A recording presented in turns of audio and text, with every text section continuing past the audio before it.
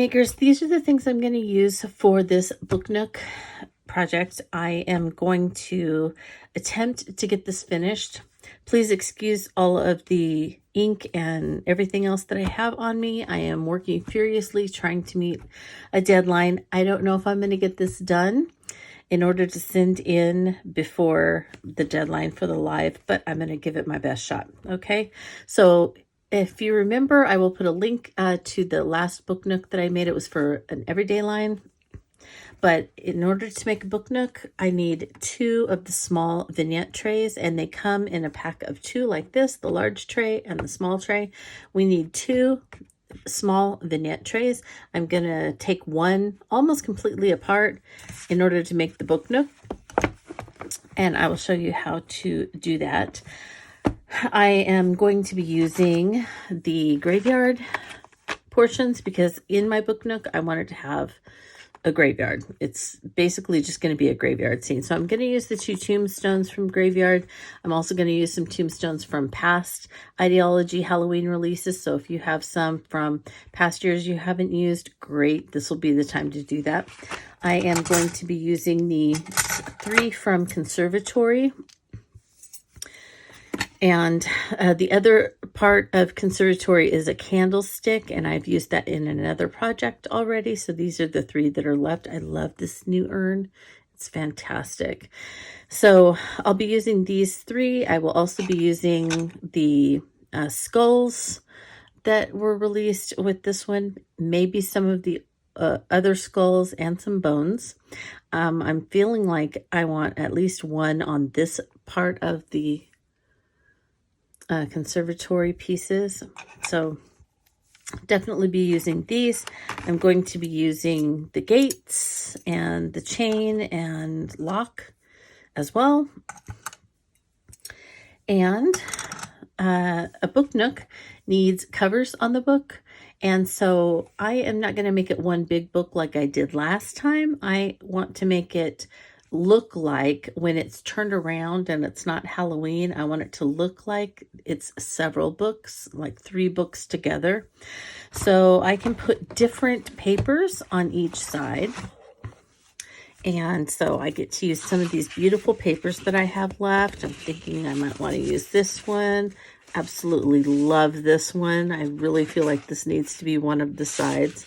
I'm going to be using the brick for the walls on the inside, kind of to be like a brick fence around the graveyard.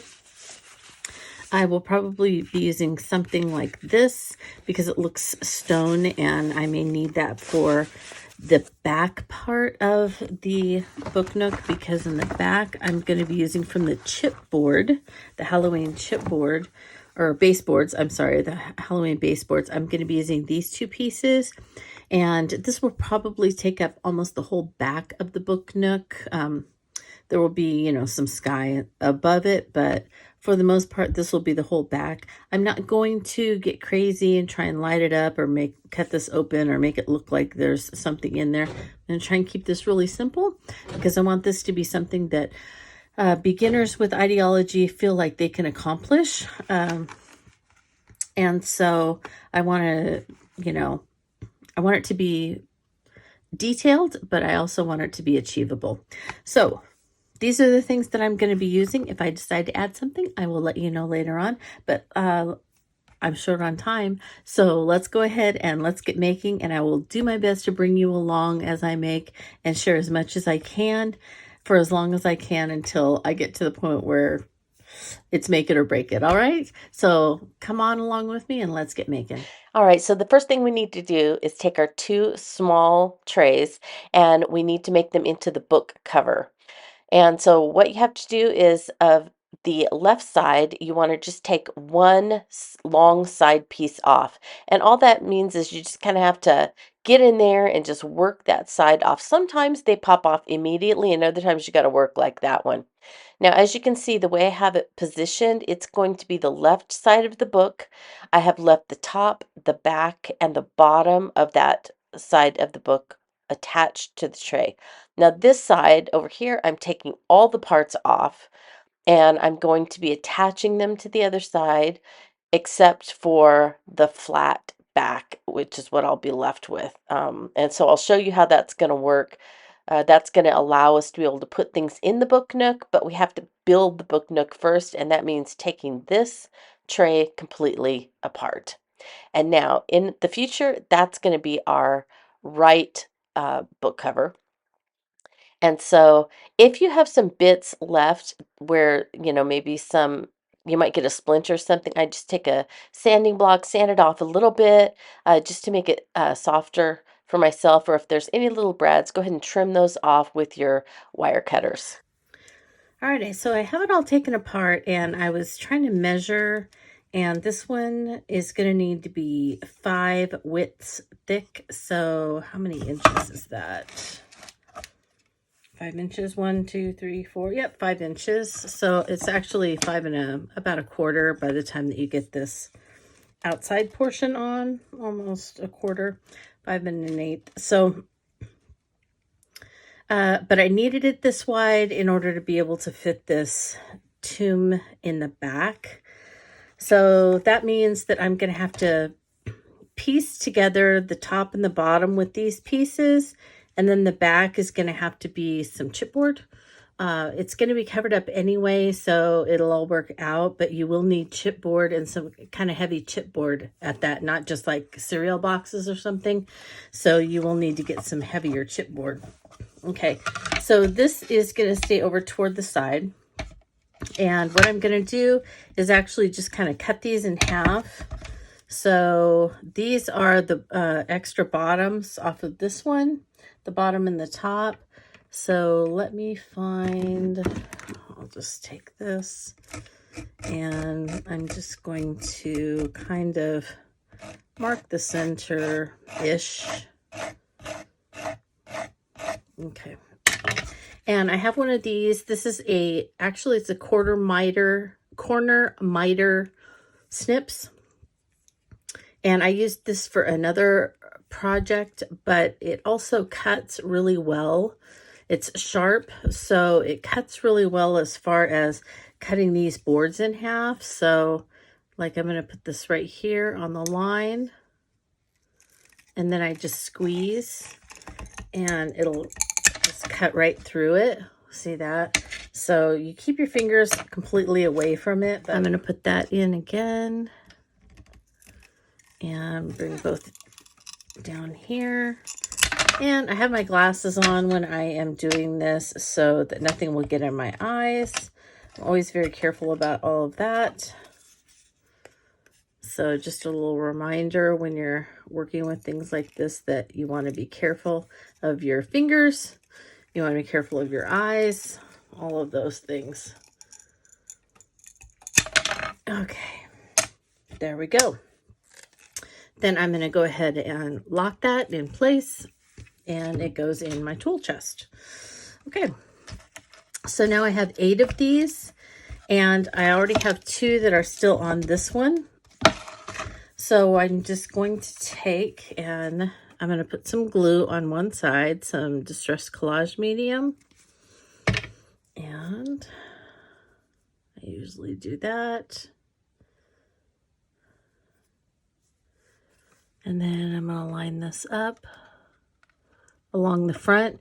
Do you see how it is not equal on the, like it doesn't go all the way to the back? That's okay. I want the front to pretty much line up, but I don't really have to worry about the back. And then I want to get it as even as I can and then push it together. And usually when I do this, I will hold it for just a little bit to get it to set up just a tiny bit.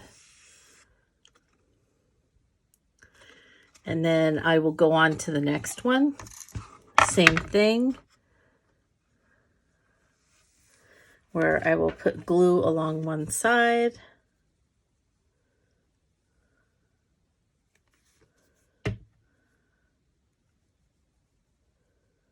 And then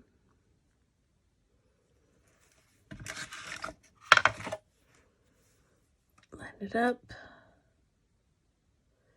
Make sure it goes all the way to the front.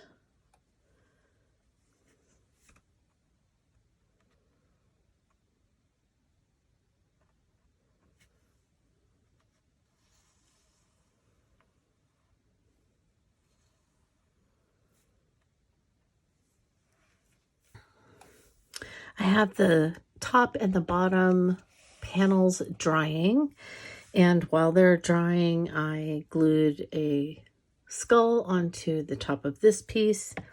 I've put some moss and some sticks from the broomstick. I like those little sticks, and so I just took the broom apart, cut it apart, and just started sticking sticks and moss into both of the urns. And then once it's dry, I will maybe add some bouquet flowers that will look a little bit dead. And then I saved the other half of the broomstick, and I will put some of these like in the moss around some of the tombstones. So I've also glued the door to the back of this, and I have my grit paste Crypt, and I'm just gonna put my finger in here a little bit, and then I usually just kind of tap some on there. I want it to look like this has crumbled away, like the stone has kind of crumbled away. So I'm kind of pushing it down into the crevices, and then just doing that because it looks rough when you do that. Okay, now this is an old, even though I just opened it actually. It's an old Crypt paste. When you buy this stuff, you do need to use it, but I bought a whole bunch and can only use so much. But when I thought it was going to be retired every year, you know, so it's dried up a little bit. I could probably add some water, but it's okay. It still works. And it dries faster this way anyway. All right, there we go. So you can see when I do that, see how it smooths it out, and I want it rough. So I go around like that, and see how that roughed it up. And it actually put a little bit on the front there too. So I want that. And then I want a little kind of down and on the top. So I'll do this down around the bottom. Don't know that anyone will be able to see it once I get it in there and it'll be so dark, but just in case, it's easier to do it before than after. And I can just let this dry tonight. And sometimes, especially because this is kind of slick, sometimes I just need to kind of tap some of this on there and then come back and I can put a second layer. All right, and one more thing before I go to bed. I'm going to set this aside so it can dry. I want to put some Crypt paste on these. These are pretty rustic and there's not too much I need to do, but I'm going to go ahead and try and put some lines down, a few of them like moss was growing in a crack. And then I'm going to put it on the lock and also on the gate so I can rest it up. And tomorrow, oops, this is the black. Sorry, that's just smooth. I want the grit paste. All right.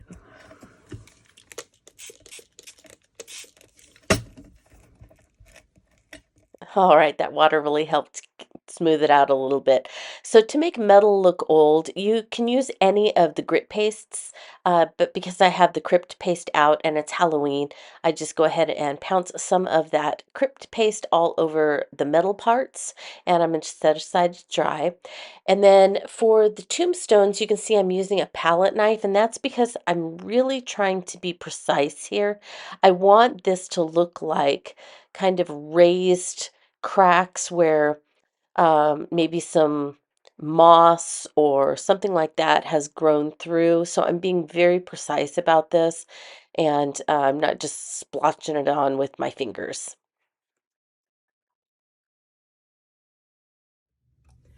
Just to update you, here you can see the top and bottom of the book nook. where I cut all of those pieces and I just glued them together. I did put some black heavy stock across the bottom and some black heavy stock across the top. I painted all the sides, the back, top and bottom, and this side all with black soot distress paint. And then I speckled it with picket fence to make it look like stars out there. And then across the back, I have some black chipboard that I have put, and there was just the one back edge of the tray, and that's why I need some chipboard here. I will be putting more chipboard across the back here that will be the binding. That will be one of the last things I do. And then when I'm ready to go, I will be putting this in here and attaching it with glue so it goes inside the top and the bottom, like that, and then against the back side. And then I will have my book nook. There you go, just like that. For the lights, I couldn't find my Duralar, so I just had to use some this is black shrink plastic that I had from Judykins, so it'll be fine. And I poked holes in it with my Sizzix poker tool on my Sizzix shaping self-healing mat, whatever it is, I don't know. So I just went through and just poked holes with it like that. And you can see that it has the holes, it has the moon, and then I'm gonna put the back side of it facing up right now. And then I have a piece of translucent Yupo that I'm going to put over it. And I'm just going to run this around the outside, and I'm going to attach the translucent Yupo to the back. And then I'll put my foam tape on, and I'll show you when I put it in the top of the book nook. I continued around the outside with the red line tape. Just want to be sure that I have tape around not only the outside edge, but also I went around that circle in the center to be sure that the translucent Yupo would stick well to this. And I wouldn't actually see any direct light when I put the light behind it. So once I got that Yupo on there, I want to test it out really quick and see how it looks. And there we go. All right, so here's the back with the chipboard in place, and through the top I have threaded the lights. I needed 2 lights that will be back here. I'm gonna paint these black so that they won't shine through anything. And then the battery will eventually end up on the bottom of the book nook down here. I'll be attaching it. So I don't really need any of this, but the 2 extra lights and the wire helped me get up to the top of the book nook. So here's the top of the book nook. And if you look, you can see that I have just taped these in place. I'm going to add a little bit of glue, something more permanent in between in a few areas to be sure that it stays in place. Sometimes heat can cause it to move. I can use either collage medium, which will take a little while to dry, or I will probably get my glue gun out and do a few spots of glue. When I use a glue gun, I have to put it in areas where there are no lights. So like right in here and over here on this wire, but not on the lights because it can melt them. I have the translucent Yupo and the black shrink plastic. And then now on the back, I have some black foam tape. And I put this on here. I'm going to attach it. I'm going to peel that backing off, and I'm going to attach it right over there. And then there you go. It's lighting up my graveyard. And it is a spooky light up. It's not bright, but it will be just enough. Especially in a bookcase, it's going to be great. I have a water brush. My grit paste is all dry on these. And so I want to add a little bit of color. The grit paste on here is dry, so I want to make this look rusty. I can use paint, but I generally reach for my crayons first. So I have scorched timber, rusty hinge, peeled paint, hickory smoke, and picket fence. And these are the mains that I just layer and layer and layer. So you're going to see me, I'm going to fast forward it, but I want you to just see me quickly keep adding layers of color with my brush. I'll dry in between, and then I'll add another layer, dry in between, that kind of thing. To begin, sometimes I want to get a lot of color on, and so I will just go directly onto the grit paste and the piece with the crayon and just kind of smush it around with my fingers. And sometimes you have to get your fingers just a little damp, maybe with like a baby wipe or something, and to get that to move around. And then I'll go in and start adding more detail and more color in specific areas with my water brush. And then you can see here I am adding my first layer again by going around, adding that color on, and now I'm going in and really, getting into the crevices and the details with that water brush. So working, both ways really helps. Now this one, I was down to the bottom of my rusty hinge, so I really just kind of got some out and made a puddle of it, and then just kind of pounced it on a lot of that grit paste, and I'm gonna make sure that that dries before I add more layers to it. While those dried, I decided to get started on the walls of my cemetery, and I wanted kind of a ledge on the top of the walls. And so I cut some of the brick that I covered the sides of the book nook with, and I'm just going to kind of attach it around some strips of chipboard to make those stone ledges on top of the walls.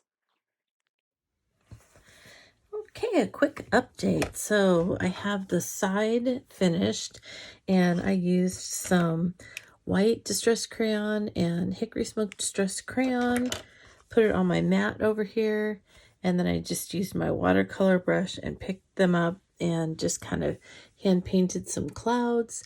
They aren't incredibly artistic, but I just wanted some clouds for the sky, the night sky. And as you can see, I put some of the brick paper around a piece of chipboard, and I put it along the back. And then along this side, I have my rusty gate, put the chain around there with the lock, added a little bit of moss down here at the bottom, and then some of the sticks from the broom sticking out. And so this side's pretty much done, and as you know, it's going to be going right there. And now I'm working on the back wall, and that's going to be this. So I have the door and then a piece of chipboard, so it's going to stand out away from the back a little bit. And then I can put some more moss up here, kind of hanging off a little bit. But I wanted it to have more interest, and so I'm adding to it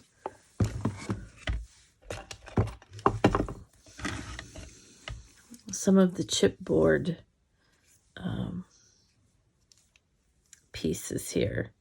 So I've gone around them with the scorched timber. You can see I have it all over me. So it's the scorched timber distress crayon, and I did that around all the edges of these to make them a little bit darker. And I'm gonna do this. Okay, so something like that. I'm gonna go ahead and kind of glue these on a little bit, and then I'm gonna drill holes with my Dremel into each end, and I'm gonna add a, where are they? Here they are. one of my nails. I love these nails. I do love the tack nails. Anyway, I have them in place here, and I just put a little bit of grit paste on top of them. I'm letting that dry, and then I'll color it with some distress crayons to add age. And here I am trying to add a little bit of age to that brick wall. So I have some scorched timber on the media pad, picking it up with the water brush, and I'm just adding it here and there in the corners and wherever I feel like dirt would have kind of gathered and run off onto the bricks over the years. And now that that's done, I'm going to make something to go on the bottom of the book nook that's going to be the ground. So it could be moss, it could be, um, dead grass, whatever. So I have put some forest moss distress oxide onto my mat. I mixed it in with my palette knife into the Crypt paste, and I just spread it willy-nilly all over the bottom of that. And now I'm going to kind of let it dry and add that Crypt in the back, and I'm done. Let's take a look and see. It's looking pretty good. It's still drying, so I don't want to have it turned too much. I will open this up so that you can see a little bit better. I did tilt this one back because I did want it to look like things were kind of falling over. I didn't tilt this one back, so I need to let it dry. But anyway, you can see everything here where it's supposed to be. I added the rest of the little sticks from the broom, and I had already put them into the urns. And yeah, I think it's looking great. And then just go ahead and I will just glue that in, and you can kind of see on the side there. And I will be finished, and I can start on the frame. Whoops, see, I need to let it glue dry tonight, so I will be back tomorrow to finish up. All right, so let me catch you up for today. I have it all attached together, and this is what it looks like on the inside. Let me see if I can back that up just a little bit. Okay, does that work? Okay, so everything's dry, it's in place, this is in place. I just need to cover the outside now, and I need to do something on the front, and I also have to do the book pages here. Now, in years past, I have used a scraper, and I have also used my scissors just like this, and I've done this and then painted it cream. But this is really large today, and so I think I decided that what I would do is try and make it as easy on myself as I could, and also because I'm going to be putting some like the edges of books down here like this, because I'm going to have the back be 3 books. So to make it easier on myself, I just took some mixed media heavy stock, and I don't know if you can see, it kind of looks like book pages. I haven't put any ink or anything on it yet. This is just, which one is it? What did I use? This is old opaque grit paste. It's just some old grit paste that I had. And so I just spread it on there, and then I took a toothbrush and I just pulled it to make the pages. So I'm going to ink it up, and I'm going to attach it across the top here, and then I can start putting my, the book bindings so that it'll look like 3 books. And then I need to put the book bindings on the back. Oh, let me show you in here. So I put a little saying in the back. It says, "The gravekeeper, the knot in my heart grew tighter. This soul with sorrow laden, distress beyond measure, I whispered the words, I will never leave you." And then it's a graveyard scene that is pretty tattered and worn and overgrown and all of that, but I think it's all kind of just creepy. So I add a little owl here from the Ephemera, And then I've got all of my little details in there. Okay, so let me very quickly tell you where I'm going from here. So I'm going to put the book, what's supposed to be the book pages here, and also I'll put one on the bottom. No one sees it but me, but I still am doing it because when I pick it up and when I turn on the battery, I will see it. So I'm really only doing that part for me. Now for the the side of this book, the cover of this book, I'm going to use, where did I put my papers? Leota, where's Mom's papers? Okay, I found them. So for the sides, I really want to use this one. I love it.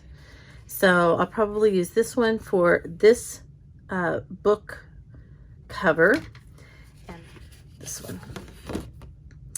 And so then I'll do the same thing. I'll cover this side, and then I'm going to have a third book, and you're not going to see the outside edges of the book because it's supposed to look like a stack of 3 books that will be squished together.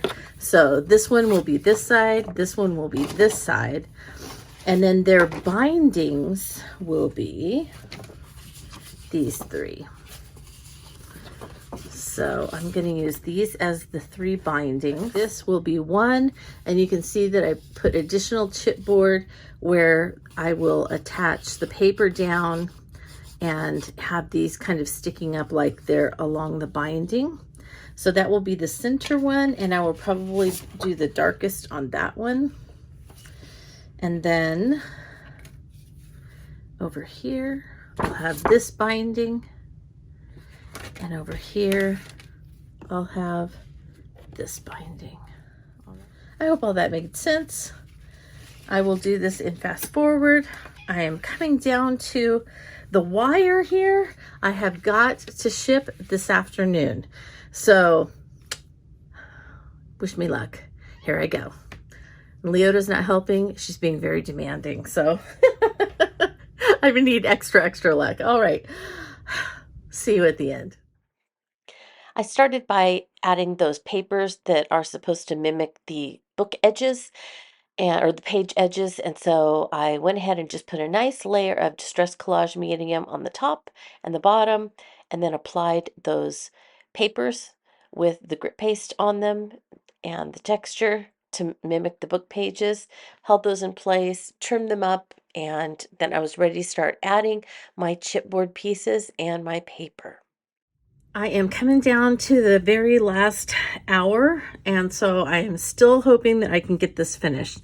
Here's what I have done. I have covered the front flap and the bottom flap or lip or whatever with just a little bit of chipboard and some of the brick that I wrapped around it, and I've just attached it on there. I did paint the texture paste that I ran the toothbrush through with old paper, distress paint.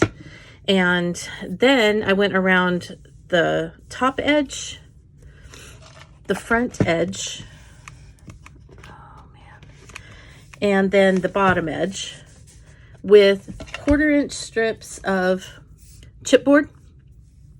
And then, so it kind of goes around the corners. I don't know if you can see, it's a little bit rounded because I start here and then I just pull it around the corner of wood on that side, and then I do the same thing at the bottom. I add more at the bottom, as you can see here, because I need to hide the battery pack, and so it lifts it up just a little bit. So I think I added 4 or something like that.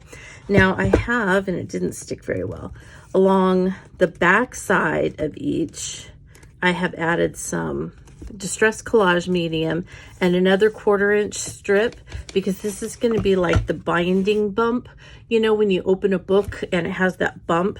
So that's what that is. And I changed out, instead of the black, it was just too heavy, I pulled this floral out. All right, so I have these done, and you can see they have just a little bit of that interest on them. I did push a little too hard and I split that, but it's okay. I haven't put any distress crayon on any of these yet, so that will be my last touch. So this is the binding for this one, and you can see I have the chipboard in here with the little pieces that went across here, and I'm going to line it up so that it lines up with the top of this, and then pull it over so that it lines up over here as well. And then I will attach this with distress collage medium, and then I'll trim this, and I just push and tuck is what I do. So see how I kind of did that? I just push and then I tuck with my finger, and it goes right into the little crevice there. If there's a little bit extra, I can trim it off either with scissors or with my craft knife. Just go in like that, cut it, and then I just kind of pull it and it will come off if it's a little long. And these corners here, I like to tuck kind of like they are an actual book. So usually I'll fold it under just a little bit, and then I'll do this. And that usually kind of makes it look a little bit like a book when that's kind of folded over. And I'll do the same thing on the bottom, and then this will be hanging over the front here, and so it's folded in on the bottom here. But so that's how that will look. Then so I'm going to have this one. There we go. I want to make sure I've got that. And this one's going to go in the center, so I have it wrapped all the way around. It's just going to attach on here like this, as close together as I can get those. And then, and it's okay if there's a gap, because there would be a gap with books anyway, so I'm not freaked out about that. And then this one's going to go here like that. And I like how this paper says London right there. I think that's cool. And you can see that this one goes over the front. Now, I didn't ink any of these because I'm attaching them with collage medium, and I'm going to, like I said, I'm going to go back through with my dark brown distress crayon, and I will be inking over that afterwards. But see how it looks kind of like 3 books, and it will look like 3 books are on my shelf instead of one big book like my first book nook that I made. So I kind of really like that. And then I will just stick this down with some double stick tape, and that'll be fine. It'll be covered, and we will be good to go. Look at that. I think I'm going to make it. And let's celebrate. I did finish. I did get it sent to Tim, and it did make it in the live. The only thing is I didn't finish in time to show you what all of the last minute odds and ends looked like. So I'm going to take some time now as future Tami to kind of walk through the last minute additions and let you see all the final details. So let's start on the front. I know that you saw the graveyard and the tomb in the back. And a few additions from the last segment. Across the top where I put the chipboard with the brick, I went ahead and added the Haunted Memory metal band with some hardware heads. And on both of those, I added some, it's probably white distress paint, let it dry, and then added a little bit of some brown distress crayon to age that.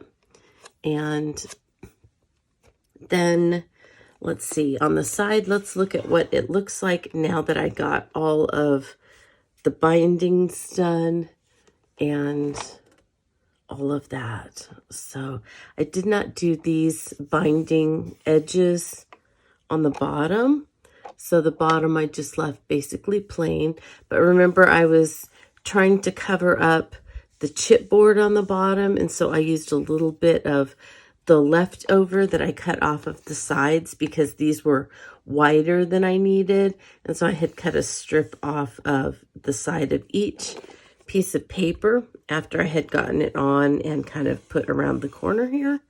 So I just pieced it together on the bottom to cover up the thicker bits of chipboard that I needed. And remember, I needed it thicker here because it's standing up like this, and I needed to be able to put my battery pack back there.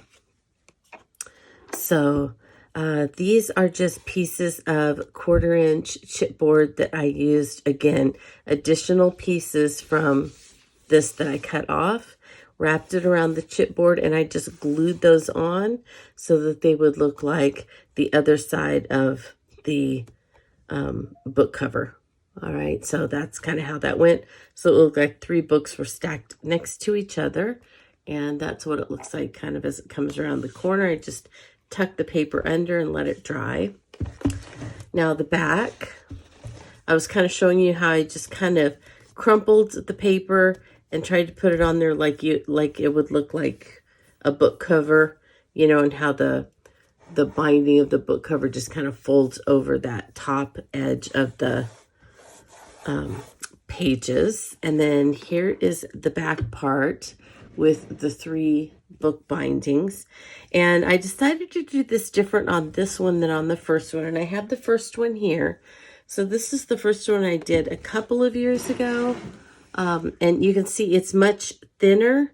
And this one would have been pretty much as thin as this one, except that, remember, I had to fit that chipboard tomb in the back. And so I made it wider than the normal. And it's fine. I like the wide one too. I like having the option of the 2.